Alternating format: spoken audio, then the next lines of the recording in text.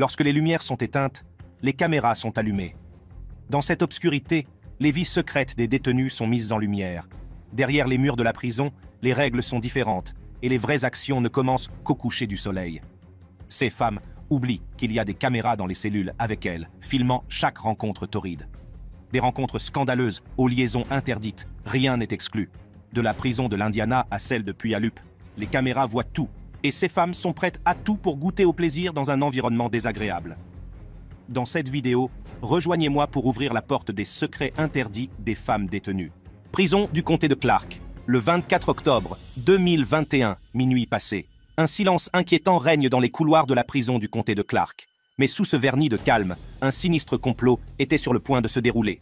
Selon des poursuites fédérales, un ancien agent pénitentiaire, David Lowe, prison de la ville de Puyallup, État de Washington. Dans la ville tranquille de Puyallup, nichée au cœur des États-Unis, se trouve un établissement pénitentiaire qui est récemment devenu le centre d'un scandale choquant. La prison municipale de Puyallup, autrefois réputée pour son respect strict des principes de justice, est aujourd'hui ternie par des allégations de fautes graves et de violations des droits de l'homme les plus élémentaires. L'incident a été révélé lorsqu'un dénonciateur courageux, qui avait travaillé dans les murs de la prison, a décidé de faire éclater la vérité. Cette personne, dont l'identité reste anonyme pour sa propre sécurité, a découvert l'existence de caméras secrètes placées à des endroits stratégiques de l'établissement. Ces caméras n'étaient pas destinées à la surveillance ou à la sécurité, mais plutôt à envahir la vie privée des détenus de la manière la plus dégradante et la plus humiliante qui soit. Les images capturées par ces caméras cachées ont révélé une réalité terrifiante. Des détenus, déjà privés de leur liberté et de leur dignité, ont été forcés de se déshabiller devant ces objectifs invasifs. Les caméras étaient stratégiquement placées dans des endroits où ces femmes auraient dû se sentir en sécurité et protégées, comme les douches et les toilettes. Au lieu de cela, elles ont été soumises à une surveillance constante, leurs moments les plus intimes étant enregistrés à leur insu et sans leur consentement. La violation de la vie privée de ces femmes n'est pas le seul problème qui se pose. Le fait qu'elles aient été obligées de se déshabiller soulève de sérieuses questions quant au traitement et au respect accordés aux détenus entre les murs de la prison municipale de Puyallup. Il s'agit d'un mépris flagrant de leurs droits humains fondamentaux et d'un abus de pouvoir manifeste de la part des personnes chargées de s'occuper d'elles. Lorsque la nouvelle de ce scandale a éclaté, l'onde de choc s'est propagée dans toute la communauté. Les familles des détenus, les militants et les citoyens concernés se sont rassemblés pour demander que justice soit rendue aux victimes et que les responsables répondent de leurs actes. L'indignation publique a été rapide et féroce, des personnes de tous horizons s'unissant dans leur condamnation d'actes aussi odieux. Les retombées de ce scandale ont été immenses.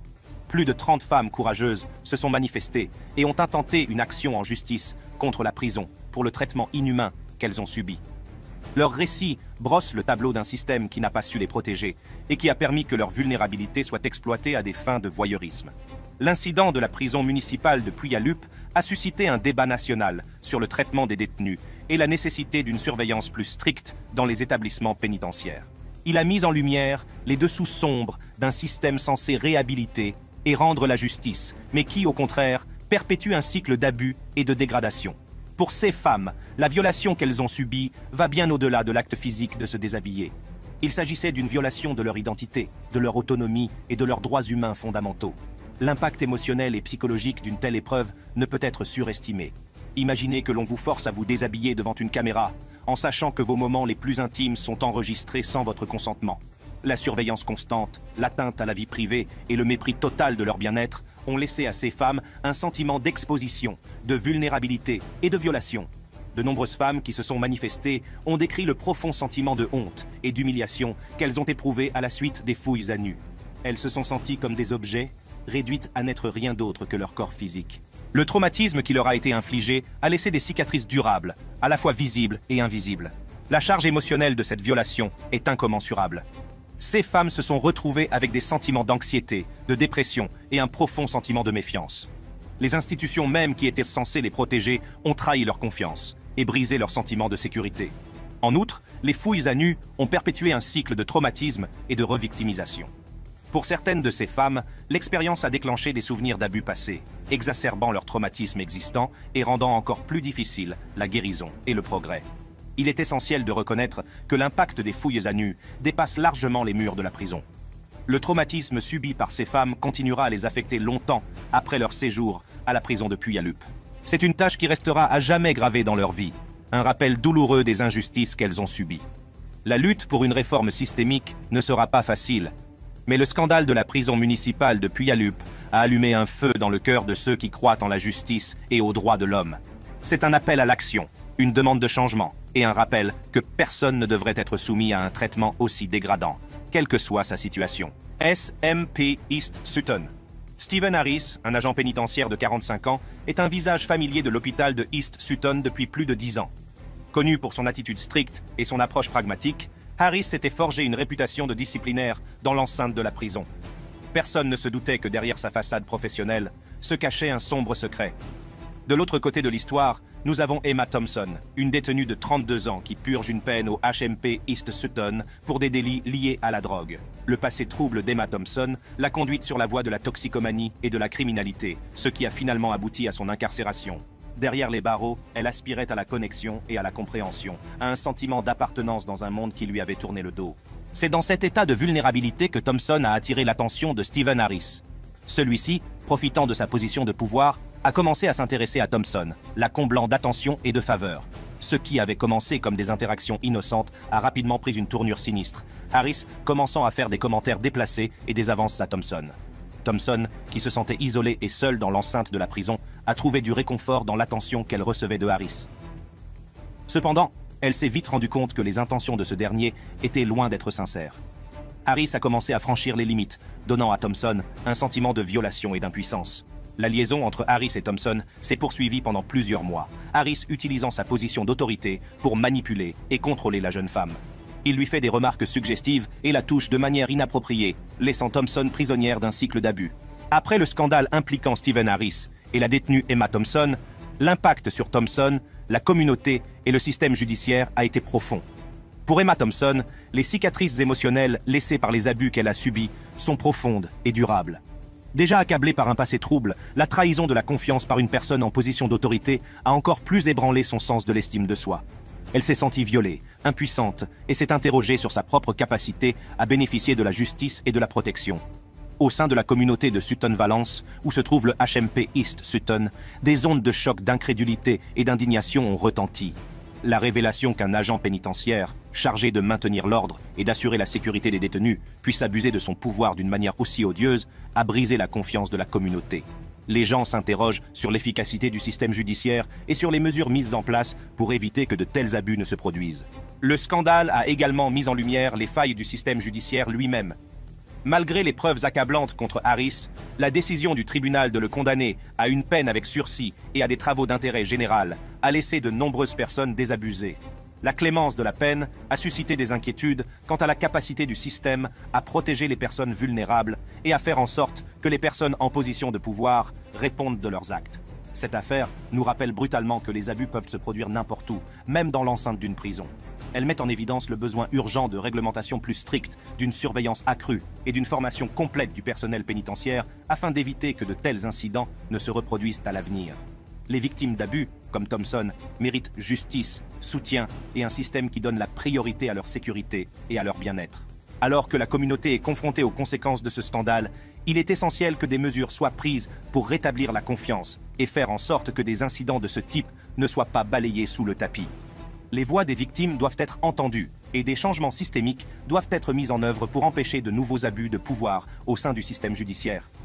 La décision du tribunal concernant la scandaleuse liaison entre Stephen Harris et Emma Thompson a laissé la communauté incrédule et suscité une vague d'indignation. Malgré les preuves accablantes contre Stephen Harris, notamment les témoignages d'autres détenus et les images de surveillance montrant son comportement inapproprié, le tribunal l'a condamné à une peine avec sursis et à des travaux d'intérêt général. Cette sanction clémente a amené de nombreuses personnes à s'interroger sur la capacité du système judiciaire à protéger les personnes vulnérables et à faire en sorte que les personnes en position de pouvoir soient tenues responsables de leurs actes. Centre correctionnel, Edna Mahan. 2 femmes incarcérées au centre correctionnel. Edna Mahan ont eu des relations sexuelles consenties avec un détenu transgenre. En conséquence, les 2 femmes sont tombées enceintes, ce qui a provoqué une onde de choc dans la prison, et au-delà. La première détenue, Sarah Johnson, était une femme de 28 ans qui purgeait une peine pour des délits liés à la drogue. Sarah était incarcérée depuis plusieurs mois, ses journées étant rythmées par la monotonie et le rappel constant de ses erreurs. Elle était loin de se douter que sa vie allait prendre un tournant inattendu. La deuxième détenue, Lisa Thompson, était une femme de 32 ans qui, comme Sarah, purgeait une peine pour des délits liés à la drogue. Lisa était également enfermée dans la même prison pour femmes depuis plusieurs mois, ses espoirs d'un avenir meilleur s'évanouissant peu à peu. Les deux femmes étaient résignées à leur sort, ignorant les circonstances extraordinaires qui les attendaient. C'est au cours d'examens médicaux de routine que Sarah et Lisa ont reçu la nouvelle choquante. Elles étaient enceintes. Lorsque la nouvelle s'est répandue, les autorités pénitentiaires ont immédiatement lancé une enquête pour découvrir la vérité sur ces grossesses inattendues. L'enquête a révélé un élément surprenant. Un détenu transgenre qui avait subi une opération de changement de sexe avait été transféré dans la prison pour femmes. Cette personne, dont l'identité reste confidentielle, était responsable de la grossesse de Sarah et de Lisa. Cette révélation a suscité de vives inquiétudes quant à la sécurité du système pénitentiaire. Elle a également déclenché un vif débat sur les politiques et les procédures entourant le placement des détenus transgenres. Les détenus transgenres doivent-ils être logés avec des personnes du sexe biologique opposé ? Quelles mesures devraient être mises en place pour éviter que de tels incidents ne se produisent ? Les autorités pénitentiaires n'ont pas tardé à prendre des mesures. Le détenu transgenre a été rapidement transféré dans un autre établissement et des mesures ont été prises pour éviter que des situations similaires ne se reproduisent. Mais les questions et les controverses entourant cet événement sans précédent perdurent. L'annonce du scandale de l'imprégnation a déclenché un vif débat sur le placement des détenus transgenres dans le système pénitentiaire. Beaucoup se sont interrogés sur l'opportunité de loger des personnes transgenres avec des personnes du sexe biologique opposé, compte tenu notamment des risques potentiels et des complications qui peuvent en résulter. Les partisans de l'hébergement des détenus transgenres en fonction de leur identité de genre font valoir qu'il s'agit de respecter leurs droits et d'assurer leur sécurité. Ils estiment que les personnes transgenres doivent être placées dans des établissements qui correspondent à leur identité de genre, quel que soit leur sexe biologique. Ils affirment que le fait de refuser aux détenus transgenres l'accès à des installations correspondant à leur identité de genre peut conduire à la discrimination, au harcèlement et à une vulnérabilité accrue à la violence. D'autre part, les opposants à l'idée de loger les détenus transgenres avec des personnes du sexe biologique opposé soulèvent des questions de sécurité et d'équité. Ils affirment que les différences biologiques entre les hommes et les femmes peuvent présenter des risques et des défis dans un environnement carcéral. Ils s'inquiètent des risques d'agression sexuelle, d'exploitation et de violation du droit à la vie privée des détenus transgenres et cisgenres. Les autorités pénitentiaires sont désormais confrontées au défi de réévaluer leurs protocoles et de procéder aux ajustements nécessaires pour éviter que des incidents similaires ne se reproduisent à l'avenir. La sécurité des détenus doit être une priorité, tout en tenant compte des droits et des besoins des personnes transgenres. Cet incident a également suscité un débat plus large sur le traitement et le soutien dont bénéficient les détenus transgenres. Les défenseurs de cette cause plaident en faveur d'un meilleur accès aux soins de santé, aux services de santé mentale et au traitement d'affirmation du genre au sein du système pénitentiaire. Ils soulignent l'importance de créer un environnement inclusif et favorable pour les personnes transgenres qui purgent leur peine. Si le scandale de l'imprégnation a suscité des débats et des discussions, il est important de ne pas négliger le parcours personnel des deux détenus au centre de cet incident choquant, Sarah et Lisa. Alors qu'elles vivent leur grossesse à l'intérieur des murs de la prison, elles sont confrontées à des défis et des incertitudes uniques. Sarah et Lisa ont toutes deux reçu le soutien des autorités pénitentiaires qui ont reconnu la nécessité d'une prise en charge spécialisée pendant leur grossesse. Des professionnels de la santé ont suivi de près leur état de santé et leur ont prodigué des soins prénataux afin de garantir le bien-être des futures mères et de leurs enfants à naître. Sarah et Lisa ont trouvé du réconfort en se rapprochant l'une de l'autre. Elles ont tissé des liens, partageant leurs espoirs, leurs craintes et leurs rêves pour leurs enfants. Leur amitié est devenue une source de force et de soutien alors qu'elles naviguaient sur le territoire inconnu de la grossesse en prison. Le scandale a également suscité un débat plus large sur le traitement et le soutien dont bénéficient les détenus transgenres. Il a souligné la nécessité d'évaluer et d'améliorer en permanence les politiques et les procédures afin de garantir la sécurité, la dignité et le bien-être de tous les individus au sein du système pénitentiaire. Centre pour les femmes du New Jersey. Passons maintenant à l'incident troublant qui s'est déroulé entre les murs d'une prison pour femmes dans le New Jersey. Pendant les semaines qui ont précédé l'incident, le personnel de la prison pour femmes du New Jersey a été victime d'une série d'attaques violentes. Ces agents correctionnels, chargés de maintenir l'ordre et d'assurer la sécurité du personnel et des détenus, vivaient dans un état constant de peur et de vulnérabilité. Mais le personnel n'était pas le seul à souffrir. Les prisonniers eux-mêmes ont été victimes de mauvais traitements et d'abus, ce qui a alimenté les tensions croissantes au sein de l'établissement. Les rapports faisant état de harcèlement physique et verbal, de privation de produits de première nécessité et de traitements déshumanisants sont devenus alarmants. La prison était devenue un terrain propice à la frustration, à la colère et au désespoir. L'absence de contrôle et de responsabilité appropriée a permis à un environnement toxique de se développer, où la dynamique du pouvoir était faussée et où les personnes vulnérables étaient laissées sans défense. Au fur et à mesure que la pression montait, il était clair que quelque chose devait changer. L'incident qui allait ébranler la prison ne demandait qu'à se produire. Et c'est ce qui s'est passé. Alors que les tensions atteignaient un point d'ébullition, les caméras de surveillance ont capturé un moment de défi à l'intérieur des murs de la prison. Une prisonnière, dans une tentative malencontreuse d'exprimer sa frustration, a jeté un liquide inconnu sur les agents pénitentiaires. Bien que cet acte soit certainement inapproprié, il s'agissait d'un appel désespéré à l'attention, mettant en évidence la frustration profonde qui régnait dans l'établissement. En réponse à l'incident, les agents pénitentiaires ont affirmé avoir été la cible d'urine et d'excréments, ce qui a encore aggravé la situation déjà tendue. Cet incident est devenu le catalyseur d'une série d'événements qui allaient changer à jamais la vie des personnes concernées. Tard dans la nuit, une équipe d'officiers en tenue anti-émeute s'est introduite dans les cellules des femmes. Les prisonnières, prises au dépourvu et craignant pour leur sécurité, se sont retrouvées face à un groupe d'individus armés et agressifs. Il s'en est suivi une série de rencontres que l'on peut qualifier de cauchemardesques. Les agents correctionnels, dépassés par les tensions accrues et la menace perçue, ont eu recours à la force. Dans leur tentative de reprendre le contrôle, ils ont employé des tactiques excessives et brutales. Les détenus, déjà vulnérables et sans défense, sont devenus les victimes de cette force excessive. Une femme, Emily Dent, s'est retrouvée au centre de la colère des agents. Elle a été frappée à plusieurs reprises, son visage subissant le plus gros des coups. La force des coups de poing lui a laissé une commotion cérébrale, rappel douloureux de la brutalité qu'elle a endurée cette nuit-là. La douleur physique qu'elle a ressentie n'était qu'une fraction du traumatisme qu'elle porterait en elle pour le reste de sa vie. Désirée Da Silva, une autre détenue, a subi une fracture de l'os orbital lors de cette violente rencontre. La force de l'agression des officiers lui a laissé un souvenir physique permanent des horreurs qu'elle a vécues. Son visage, autrefois sans tache, porte désormais les cicatrices de la brutalité qui lui a été infligée. Mais la violence ne s'est pas arrêtée là. Adjia Nelson, au cours d'une fouille corporelle, a déclaré avoir été agressée sexuellement par l'un des officiers. La violation qu'elle a subie a ajouté une nouvelle couche de traumatisme à une situation déjà cauchemardesque. Les personnes qui étaient censées protéger et faire respecter la loi étaient devenues les auteurs d'actes inqualifiables. Ray Rollins, dans une tentative désespérée de se protéger de l'assaut, a reçu des coups de pied à la tête et a été étranglé. Les agents n'ont fait preuve d'aucune pitié, lui infligeant douleur et terreur. Les blessures physiques qu'elle a subies témoignent de la force excessive utilisée contre elle, la laissant meurtrie et à bout de souffle.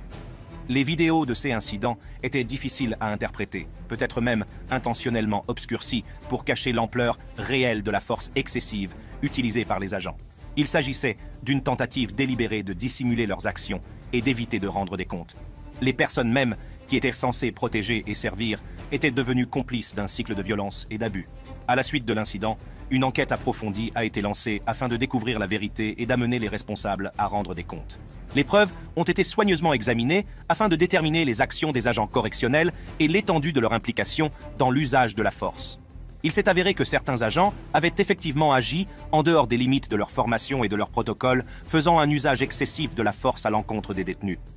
S'il est vrai que certains agents pénitentiaires ont déposé de faux rapports pour tenter de dissimuler leurs actes, il est important de noter que tous les agents n'ont pas adopté un tel comportement. La majorité des agents pénitentiaires sont des professionnels dévoués qui respectent la loi et accordent la priorité à la sécurité et au bien-être du personnel et des détenus. En outre, l'incident a mis en évidence la nécessité urgente d'une réforme globale du système pénitentiaire. Il est essentiel de s'attaquer aux problèmes systémiques qui ont permis aux mauvais traitements, aux abus et aux dissimulations de persister. En mettant en œuvre des changements significatifs, nous pouvons œuvrer à la création d'un système pénitentiaire qui respecte les principes de justice, de réhabilitation et de respect des droits de l'homme. Roi de Bréhaillon. C'est par un après-midi ensoleillé de 2015 que Roi de Bréhaillon, une institutrice afro-américaine, s'est retrouvée au centre d'une rencontre terrifiante avec la police à Austin, au Texas. Elle était loin de se douter que ce contrôle routier de routine allait bientôt bouleverser sa vie et déclencher une tempête de controverses. Alors que King roulait sur la route, totalement inconsciente des événements qui allèrent se dérouler, elle a remarqué les gyrophares d'une voiture de police dans son rétroviseur. Prudente, elle s'est arrêtée, s'attendant à un échange de routine avec l'agent.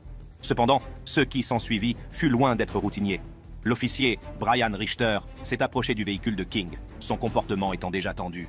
Sans avertissement ni provocation, il a ouvert avec force la portière de la voiture et a commencé à faire sortir King de son véhicule. La soudaineté et l'agressivité de ses actions ont laissé King stupéfaite et confuse. Dans une démonstration choquante de force excessive, Richter a jeté King au sol avec une telle intensité qu'elle l'a laissé dans un état de choc et d'incrédulité. L'impact de la chute l'a ébranlée et elle a eu du mal à comprendre ce qui se passait. Mais la brutalité ne s'est pas arrêtée là. Richter, apparemment animé d'une rage inquiétante, a commencé à jeter King au sol une fois de plus, aggravant ainsi l'agression physique. La force de ses actions a laissé King dans un état de choc et de peur, incapable de comprendre pourquoi elle était traitée avec une telle violence. Pendant toute la durée de l'incident, Madame King est restée docile et coopérative, sans jamais représenter une menace pour les agents. Pourtant, la force utilisée contre elle était totalement disproportionnée par rapport à la situation. Il s'agissait clairement d'un abus de pouvoir et d'une violation de ses droits. À l'insu de King et des officiers, l'ensemble de la rencontre a été filmé par la caméra du tableau de bord de la voiture de police. Cet élément de preuve crucial deviendra plus tard la pièce maîtresse de la bataille juridique qui s'ensuivra. Au fur et à mesure que la vidéo circulait, la nature choquante de l'arrestation est devenue évidente pour le public. Les images graphiques de King jeté au sol comme un vulgaire poupon ont touché une corde sensible chez des personnes de tous horizons. Elles rappellent brutalement les problèmes profondément enracinés de brutalité policière et de préjugés raciaux qui continuent d'affliger notre société. La combinaison d'une force excessive et de préjugés raciaux a provoqué une onde de choc dans la communauté et dans le pays. L'incident est devenu un cri de ralliement pour la justice, déclenchant une vague de protestations et de manifestations où les gens sont descendus dans la rue pour exprimer leur indignation et exiger que les agents impliqués rendent des comptes. L'arrestation de Brian King a été un signal d'alarme pour la communauté et la nation. Elle nous a obligés à nous confronter à des vérités gênantes sur le traitement des Afro-Américains par les forces de l'ordre et sur le besoin urgent de réforme. La lutte pour la justice ne faisait que commencer, et l'histoire de Brian King allait devenir un puissant catalyseur de changement. Des protestations et des manifestations ont éclaté dans tout le pays, les gens descendant dans la rue pour exprimer leur indignation et demander justice pour Brian King. L'intensité de l'arrestation et la frénésie médiatique qui s'en est suivie ont mis en lumière la nécessité d'un changement systémique au sein du système de justice pénale. Cet incident a obligé la société à se confronter à des vérités gênantes sur le traitement des Afro-Américains par les forces de l'ordre. Il est apparu clairement que l'arrestation de Brian King n'était pas un incident isolé, mais plutôt le symptôme d'un problème plus vaste auquel il fallait s'attaquer. La réaction du public à l'arrestation de Brian King a été massive. Des personnes de toutes origines et de toutes communautés se sont solidarisées, unies dans leur demande de justice. L'incident est devenu un cri de ralliement pour ceux qui luttent depuis longtemps contre les brutalités policières et les préjugés raciaux. Les militants et les organisations ont profité de l'occasion pour sensibiliser le public aux problèmes systémiques qui perpétuent l'injustice au sein de notre société. Ils ont appelé à des réformes globales des pratiques des forces de l'ordre, notamment à une plus grande responsabilisation, à une meilleure formation et à une réévaluation des politiques de recours à la force. L'agent Brian Richter, principal auteur de l'arrestation violente, a dû faire face aux conséquences de ses actes. Il a été licencié du service de police pour son usage excessif de la force, une décision dont il fait actuellement appel. Le licenciement de M. Richter a envoyé un message fort, à savoir qu'un tel comportement ne serait pas toléré. Dans une décision unanime, le conseil municipal a approuvé un règlement de 425 000 $ à verser à Brian King, reconnaissant le préjudice qu'elle a subi et la nécessité d'une restitution. Ce règlement n'est pas seulement une solution financière, c'est aussi un geste symbolique de la part de la ville qui reconnaît la faute commise et fait un pas en avant vers la guérison des blessures causées par l'arrestation violente. Cet incident a conduit à une réévaluation des pratiques des forces de l'ordre et à un engagement renouvelé en faveur de la responsabilité et de la transparence. Il est apparu clairement qu'un changement était nécessaire et des mesures ont été prises pour rétablir la confiance entre les forces de l'ordre et la communauté. Ces incidents appellent à des réformes et à un engagement renouvelé en faveur du respect des normes les plus élevées de professionnalisme au sein du système pénitentiaire. Cliquez sur les vidéos qui s'affichent sur votre écran pour en savoir plus.